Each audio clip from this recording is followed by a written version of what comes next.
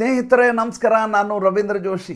ಬಾಂಗ್ಲಾದೇಶದ ಮಾಜಿ ಪ್ರಧಾನಿ ಶೇಖ್ ಹಸೀನಾ ಅವರಿಗೆ ಅಲ್ಲಿಯ ಇಂಟರ್ನ್ಯಾಷನಲ್ ಕೋರ್ಟು ಮೃತ್ಯುದಂಡವನ್ನು ವಿಧಿಸಿದೆ, ಗಲ್ಲು ಶಿಕ್ಷೆ.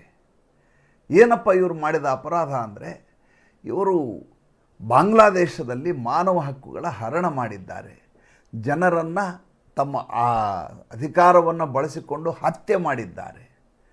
ಹಾಗಂತ ಅಲ್ಲಿ ಒಬ್ಬ ಅಧಿಕಾರಿ ಅಪ್ರೂವರ್ ಆಗಿ ಇವರ ವಿರುದ್ಧ ಹೇಳಿಕೆಯನ್ನು ಕೊಡ್ತಾನೆ. ಆ ಹೇಳಿಕೆಯನ್ನು ಆಧರಿಸಿ ಅಲ್ಲಿರುವಂಥ ಯೂನಸ್ ಸರ್ಕಾರ ಮತ್ತು ಅಲ್ಲಿರುವ ಇಂಟರ್ನ್ಯಾಷನಲ್ ಕ್ರೈಮ್ ಟ್ರಿಬ್ಯುನಲ್ ಅಂತ ಕರೀತಾರೆ, ಆ ಟ್ರಿಬ್ಯುನಲ್ ಮೂಲಕ ಇವರಿಗೆ ತೀರ್ಪನ್ನು ನೀಡಲಾಗಿದೆ, ಇವರಿಗೆ ಗಲ್ಲು ಶಿಕ್ಷೆ.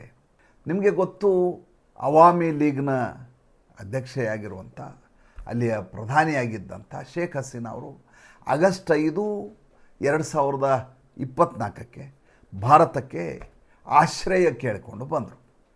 ಅಲ್ಲಿಂದ ಇಲ್ಲಿವರೆಗೂ ಭಾರತದಲ್ಲೇ ಇದ್ದಾರೆ, ಸುರಕ್ಷಿತವಾಗಿದ್ದಾರೆ. ಅವ್ರ ಮೇಲೆ ನಿರಂತರವಾಗಿ ಕಿರುಕುಳಗಳು ನಡೀತಾನೇ ಇದ್ದಾವೆ. ಎಂದೂ ಕೂಡ 15 ತಿಂಗಳಲ್ಲಿ ಯಾವತ್ತೂ ಅವರು ಮಾತೇ ಆಡಿಲ್ಲ ಬಾಂಗ್ಲಾದೇಶದ ಬಗ್ಗೆ. ಬಂದ ಪ್ರಾರಂಭದಲ್ಲಿ ಅಮೇರಿಕೆಯ ಷಡ್ಯಂತ್ರದಿಂದ ನಾನು ಅಧಿಕಾರವನ್ನು ಕಳ್ಕೋಬೇಕಾಯಿತು ಅನ್ನುವಂಥ ಒಂದೇ ಒಂದು ಹೇಳಿಕೆಯನ್ನು ಕೊಟ್ಟಿದ್ದರು. ಅವರು ಸೇಂಟ್ ಮಾರ್ಟಿನ್ ಐಲ್ಯಾಂಡನ್ನು ಕೇಳಿದರು ಅಮೇರಿಕಾದವರು. ನಾನು ಕೊಡೋದಿಲ್ಲ, ಇದು ಭಾರತಕ್ಕೆ ತೊಂದರೆ ಉಂಟು ಮಾಡುತ್ತೆ ಅಂತ ಹೇಳಿದೆ.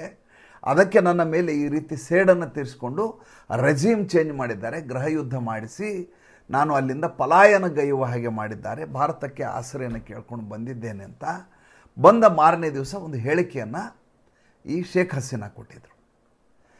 ಅದಾದ ಮೇಲೆ ಯೂನಸ್ ಸರ್ಕಾರ ಬರುತ್ತೆ. ಆತ ಮೈಕ್ರೋ ಫೈನಾನ್ಸ್ನಲ್ಲಿ ನಿಷ್ಣಾತ, ನಿಪುಣ ಅಂತ ಹೇಳಲಾಗುತ್ತೆ, ಪಿತಾಮಹ ಅನ್ನಲಾಗುತ್ತೆ. ಅದಕ್ಕಿಂತ ಮುಂಚೆ ಭಾರತದಲ್ಲಿ ಮೈಕ್ರೋ ಫೈನಾನ್ಸ್ ಇತ್ತು, ಇವರು ಯಾರಿಗೂ ಗೊತ್ತಿಲ್ಲ. ಅದು ಈತ ಗ್ರಾಮೀಣ ಬ್ಯಾಂಕನ್ನು ಶುರು ಮಾಡಿದಂಥ ದೊಡ್ಡ ಪ್ರವರ್ತಕ ಅಂತ ಹೇಳಲಾಗತ್ತೆ. ಆತನನ್ನು ಅಮೆರಿಕೆಯ CIA ತಂದು ಈತನನ್ನು ಕೂಡ್ಸತ್ತೆ ಅಲ್ಲಿ ತಾತ್ಕಾಲಿಕವಾಗಿ ಪ್ರಧಾನಿ ಅಂಥೇಳಿ. ಈತ ಪ್ರಧಾನಿ ಅನ್ನುವಂಥ ಹುದ್ದೆಯನ್ನು ಒಪ್ಕೊಳ್ಳಿಕ್ಕೆ ಸಿದ್ಧ ಇರುವುದಿಲ್ಲ, ವಿಶೇಷ ಸಲಹೆಗಾರ ಅಂತ ಕೂತ್ಕೋತೀನಿ ಅಂತ ಹೇಳ್ತಾನೆ.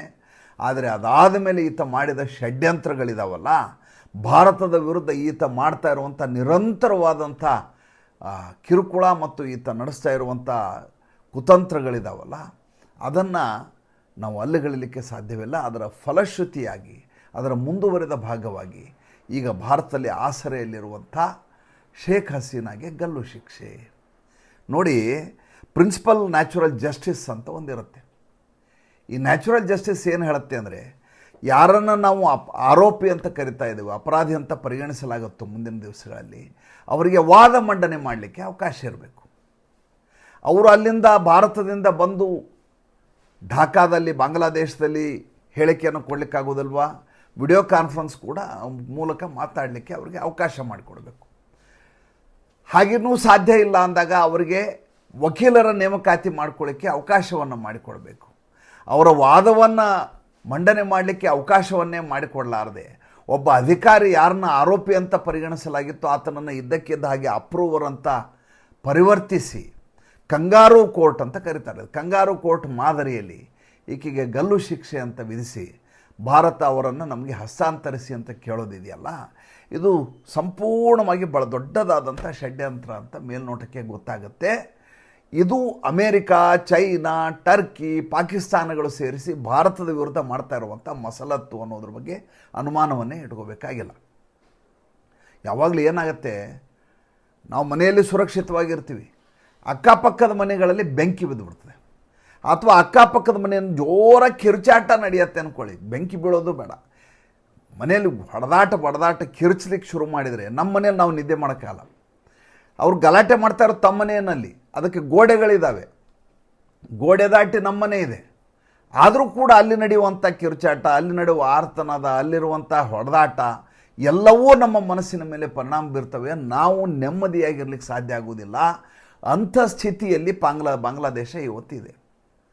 ಕಳೆದ ಒಂದು ವಾರದಲ್ಲಿ 32ರಿಂದ 33 ಬಾಂಬ್ ಸ್ಫೋಟಗಳು ಬಾಂಗ್ಲಾದೇಶದಲ್ಲಿ ನಡೆದವು, ವಿಶೇಷವಾಗಿ ಢಾಕಾದಲ್ಲಿ. ಈ ಮೊಹಮ್ಮದ್ ಯೂನಸ್ನ ಬ್ಯಾಂಕ್ ಇದೆಲ್ಲ, ಮೀರ್ಪುರ್ ಗ್ರಾಮೀಣ ಬ್ಯಾಂಕ್ ಅಂತೇಳಿ, ಈ ಗ್ರಾಮೀಣ ಬ್ಯಾಂಕ್ ಮೇಲೆಯೇ ನಿನ್ನೆ ದಾಳಿಯಾಗಿದೆ, ಬಾಂಬ್ ಸ್ಫೋಟ ಆಗಿದೆ.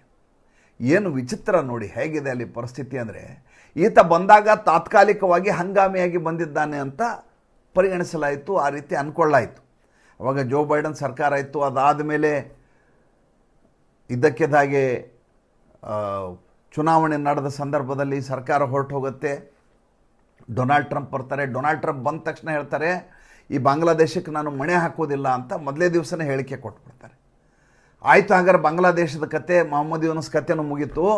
ರೆಜಿಮ್ ಚೇಂಜ್ ಮಾಡಿದ್ದು ಜೋ ಬೈಡನ್ ಸರ್ಕಾರ, ಈಗ ಅದನ್ನು ಮುಂದುವರ್ಸ್ಕೊಂಡು ಹೋಗೋದಿಲ್ಲ ಅಂತ ಡೊನಾಲ್ಡ್ ಟ್ರಂಪ್ ಹೇಳ್ತಾ ಇದ್ದಾರೆ. ಇದು ಅತೋಭ್ರಷ್ಟ ತಥೋಭ್ರಷ್ಟ ಆಗತ್ತೆ ಅಂತ ಎಲ್ಲರೂ ಪರಿಭಾವಿಸಿದರು. ಆದರೆ ಯಾವಾಗ ಭಾರತದ ಜೊತೆ ಈತನ ಟಗ್ ಆಫ್ ವಾರ್ ಶುರು ಆಯಿತು, ಜಂಗಿ ಕುಸ್ತಿ ಶುರುವಾಯಿತು ಡೊನಾಲ್ಡ್ ಟ್ರಂಪ್ ಇದು, ಆವಾಗ ಡೊನಾಲ್ಡ್ ಟ್ರಂಪು CIA ಮೂಲಕ ಬಾಂಗ್ಲಾದೇಶದಲ್ಲಿ ಮತ್ತಷ್ಟು ಅರಾಜಕತೆಯನ್ನು ಸೃಷ್ಟಿ ಮಾಡಿ ಭಾರತದ ವಿರುದ್ಧ ಏನೇನು ಮಾಡಬೇಕು ಎಲ್ಲ ಮಸಲತ್ತುಗಳನ್ನು ಮಾಡಲಿಕ್ಕೆ ಶುರು ಮಾಡ್ತಾರೆ. ನೋಡಿ ಹೆಂಗಿದೆ, ವಿಚಿತ್ರ ಹೇಗಿದೆ ನೋಡಿ. ಬೆಳಗ್ಗೆ ಇದ್ದರೆ ಈತ ಒಂದೋ ಪಾಕಿಸ್ತಾನಕ್ಕೆ ಓಡಿ ಹೋಗ್ತಾನೆ, ಮೊಹಮ್ಮದ್ ಯೂನುಸ್ ಇಲ್ಲ ಅಮೇರಿಕದ ಮಾತುಗಳನ್ನ ಕೇಳ್ಕೊಂಡು ಇರ್ತಾನೆ. ಆ ಸ್ಥಿತಿ ನಿರ್ಮಾಣ ಆಗತ್ತೆ. ಹೋಗಲಿ, ಬಾಂಗ್ಲಾದೇಶ ಆದರೂ ಸುಭಿಕ್ಷವಾಯ್ತಾ ಇದರಿಂದ ಸಂಪೂರ್ಣವಾಗಿ ಪತನಗೊಂಡು ಹೋಗಿರುವಂಥ ವ್ಯವಸ್ಥೆ ನೋಡಿ. ಅಲ್ಲಿರುವಂಥ ಟೆಕ್ಸ್ಟೈಲ್ ಇಂಡಸ್ಟ್ರಿಗೆ ವಿದ್ಯುತ್ ಸರಬರಾಜು ಮಾಡ್ತಾ ಇದ್ದದ್ದು ಭಾರತ. ಸಹಸ್ರಾರು ಕೋಟಿ ರೂಪಾಯಿಗಳ ಸಾಲ ಇದ್ದರೂ ಕೂಡ ಭಾರತ ಅದನ್ನು ಪರಿಗಣನೆಗೆ ತೆಗೆದುಕೊಳ್ಳಲಾರದೆ ಅವರಿಗೆ ಸಹಾಯ ಮಾಡ್ತಾಯಿತ್ತು. ಗೌತಮ್ ಅದಾನಿಯ ಇಂಡಸ್ಟ್ರಿಯಿಂದ ಅವರಿಗೆ ಎನರ್ಜಿ ಹೋಗ್ತಾ ಇತ್ತು. ಹತ್ತಿಯನ್ನು ಭಾರತದಿಂದ ನಾವು ಕೊಡ್ತಾ ಇದ್ವಿ ಅವರಿಗೆ. ಸಂಪದ್ಭರಿತವಾಗಿ ಇರಲಿಕ್ಕೆ ಬೇಕಾದಂಥ ವ್ಯವಸ್ಥೆಯನ್ನು ಅವತ್ತಿನ ಕಾಲದಲ್ಲಿ ಅಟಲ್ ಬಿಹಾರಿ ವಾಜಪೇಯಿ ಅವರು ಅವತ್ತು ಶೇಖ್ ಹಸೀನಾಗೆ ಇನ್ನಿಲ್ಲದ ಹಾಗೆ ಸಹಾಯ ಮಾಡಿ ದೇಶ ಉದ್ಧಾರ ಆಗಲಿ ಅಂತ ಬಿಟ್ಟರು.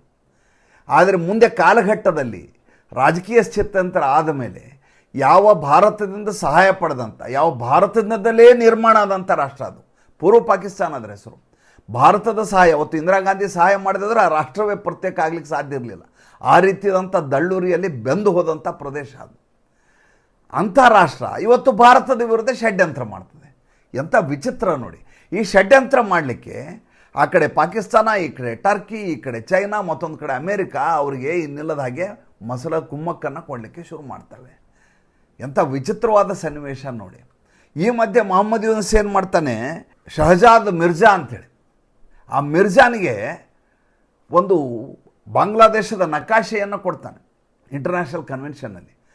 ಆ ನಕಾಶೆ ಏನಿದೆ, ಆ ನಕಾಶದಲ್ಲಿ ನಮ್ಮ ಕನ್ಯೆಯರು ಅಂತ ಏನು ಹೇಳ್ತೀವಿ, ನಮ್ಮ ಈಶಾನ್ಯ ರಾಜ್ಯಗಳೇನಿದ್ದಾವೆ, ಆ ಚಿಕನ್ ನೆಕ್ ಅಂತ ಕರಿತೀವಲ್ಲ, ಆ ಚಿಕನ್ ನೆಕ್ಕನ್ನು ಸೇರಿಸ್ಕೊಂಡು ಬಾಂಗ್ಲಾದೇಶವನ್ನು ತೋರಿಸಿ ಅಲ್ಲಿಯ ಜನರಲ್ಗೆ, ಪಾಕಿಸ್ತಾನದ ಜನರಲ್ಗೆ ಮಿರ್ಜಾಗೆ ಕೊಡ್ತಾನೆ.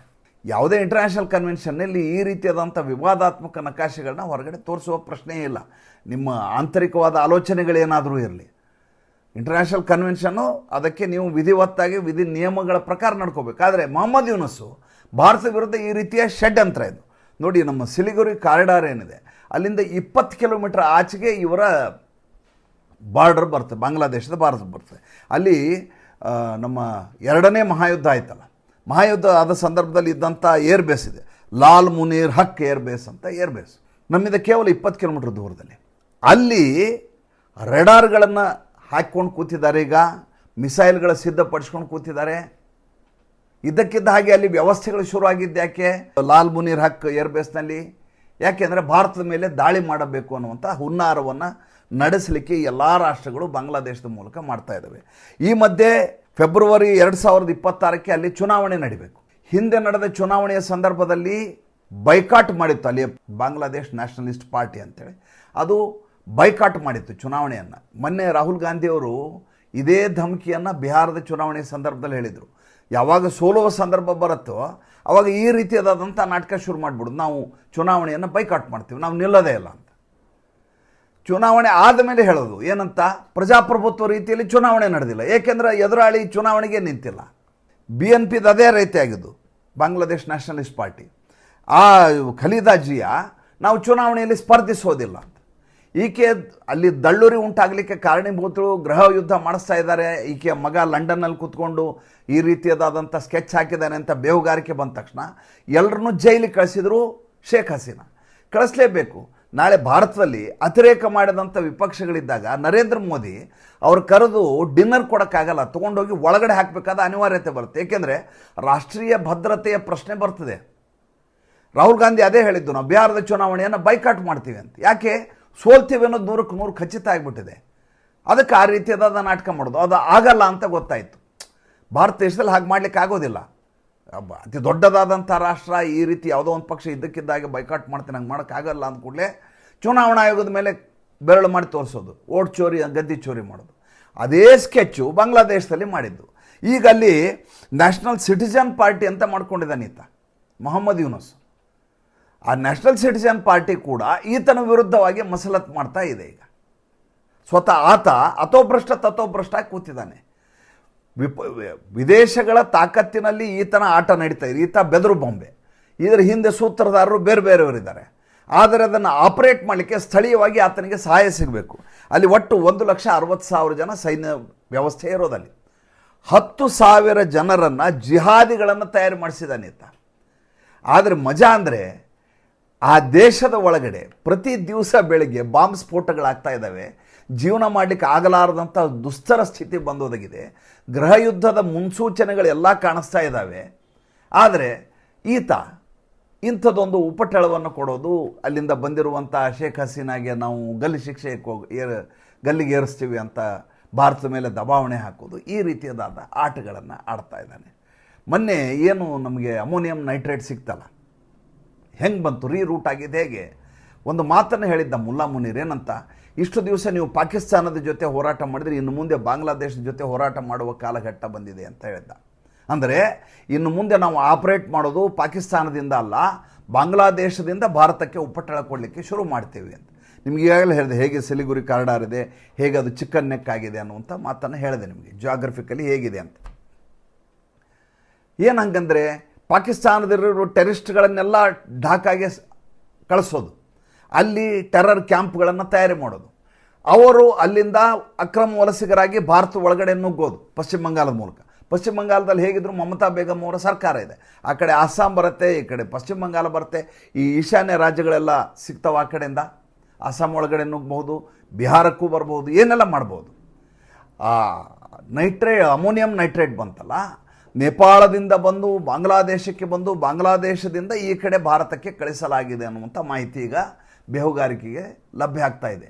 ಅಂದರೆ ಭಾರತದೊಳಗೆ ಉಗ್ರ ಕೃತ್ಯ ನಡೆಸಲಿಕ್ಕೆ ಬಾಂಗ್ಲಾದೇಶ ಪೃಷ್ಠಭೂಮಿಯಾಗಿ ಪರಿವರ್ತಿತಗೊಂಡಿದೆ. ಹಾಗಾದರೆ ಆಪರೇಷನ್ ಸಿಂಧೂರ್ 2.0 ಎಲ್ಲಿ ಆಗಬೇಕೀಗ? ಮರ್ಕಜ್ಗಳ ಮೇಲೆ, ಪಾಕಿಸ್ತಾನದ ಮರ್ಕಜ್ಗಳ ಮೇಲೆ ದಾಳಿ ಅಲ್ಲ, ಅಲ್ಲಿರೋ ಏರ್ ಬೇಸ್ಗಳ ಮೇಲೆ ದಾಳಿ ಅಲ್ಲ, ಬಾಂಗ್ಲಾದೇಶದ ಒಳಗಡೆ ಏನು ಕ್ಯಾಂಪ್ಗಳನ್ನು ಮಾಡ್ಕೊಂಡು ಕೂತಿದಾರಲ್ಲ ಪಾಕಿಸ್ತಾನದವರು, ಅವ್ರನ್ನ ಭಾರತ ದೇಶ ಹೊಡಿಬೇಕಾದ ಅನಿವಾರ್ಯತೆ ಬಂದೊದಗಿದೆ.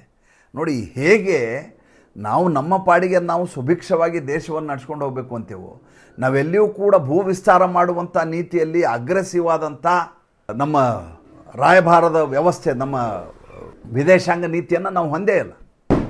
ನಾವು ಏನಿದ್ರೂ ಬೇರೆಯವರು ನಮ್ಮ ಮೇಲೆ ದಾಳಿಯನ್ನು ಮಾಡಬಾರ್ದು, ನಾವು ಇನ್ನೊಬ್ಬರ ತಂಟೆಗೆ ಹೋಗೋದಿಲ್ಲ ಅನ್ನುವಂಥ ನಿಟ್ಟಿನಲ್ಲಿ ನಮ್ಮ ವಿದೇಶಾಂಗ ನೀತಿ ಇದೆ. ಆದರೆ ಯಾವಾಗ ಈ ರೀತಿಯಾದ ಕಿರುಕುಳ ಶುರುವಾಗುತ್ತೋ ಆವಾಗ ಅನಿವಾರ್ಯವಾಗಿ ಭಾರತ ಅಗ್ರೆಸಿವ್ ಆಗಿ ತನ್ನ ಕಾರ್ಯತಂತ್ರವನ್ನು ಬದಲಿಸಬೇಕಾದ ಅನಿವಾರ್ಯತೆ ಬಂದೊದಗುತ್ತೆ. ಪಕ್ಕದ ಮನೆಯಲ್ಲಿ ಬೆಂಕಿ ಬಿದ್ದಿದೆ ಅಂದ ಸಂದರ್ಭದಲ್ಲಿ ನಾವು ಸುಮ್ಮನೆ ಅಂತೂ ಕೂತ್ಕೊಳ್ಳಿಕ್ಕಾಗೋದಿಲ್ವಲ್ಲ, ಅಂಥ ಕೆಲಸಗಳು ಇನ್ನು ಮುಂದೆ ಶುರುವಾಗುವಂಥ ಕಾಲಘಟ್ಟ ನಿರ್ಮಾಣ ಆಗಿದೆ ಅಂತ ಮೇಲ್ನೋಟಕ್ಕೆ ಗೋಚರ ಆಗ್ತಾ ಇದೆ. ಸಂಚಿಕೆ ಹೇಗೆ ಅನ್ನಿಸ್ತು ದಯವಿಟ್ಟು ತಿಳಿಸಿ. ಸಂಚಿಕೆ ಇಷ್ಟ ಆಗಿದ್ದರೆ ಲೈಕ್ ಮಾಡಿ, ಫಾಲೋ ಮಾಡಿ, ಶೇರ್ ಮಾಡಿ. ದಯವಿಟ್ಟು ನಮ್ಮ ಮುಕ್ತ ಪತ್ರಿಕೋದ್ಯಮಕ್ಕೆ ಆರ್ಥಿಕವಾಗಿ ಬೆಂಗಾವಲಾಗಿ ನಮಸ್ಕಾರ.